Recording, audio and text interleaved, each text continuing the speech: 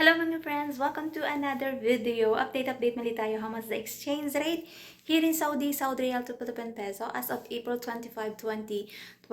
Para sa mga kababayan natin nag-aabang at nais magpadala ngayong araw na ito, syempre mga friends, through STC pa rin po ito. Magkakaiba po ang palitan ng bawat bangko, pero konti lang naman ang difference noon. At least magkakaroon kayo ng idea kung magkano ang ating update exchange rate ngayong araw ng Miyerkules, April 25, 2024. And tiyak na matutuwa ang ating mga kababayan kasi nga mataas pa rin mga friends ang exchange rate. Pero batid naman natin mga friends pag mataas ang palitan, ibig sabihin nun bagsak ang peso. Mataas ang bilihin sa Pilipinas, pero batid din naman natin na hindi naman automatic na bumababa ang mga bilihin doon kahit na bumaba ng konti yung exchange rate. Kaya talagang tayong mga OFW gusto talaga natin o tinataon talaga natin na mataas yung exchange rate pag magpapadala tayo ng pera sa Pilipinas. So magkano nga ba ang ating update exchange rate ngayong araw ng Thursday? So naninito ako mga friends. So araw ng Thursday, April 25,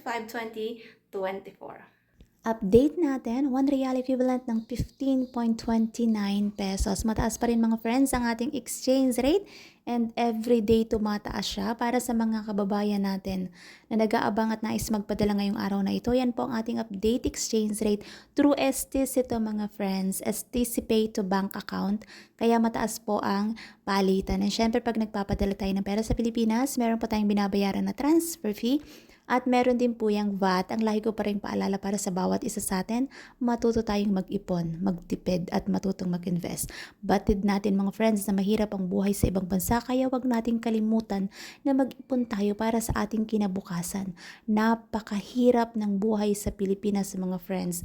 At mas masarap umuwi sa Pilipinas na meron kang savings, meron kang ipon, especially para sa mga kababayan natin na naisang mag-for good.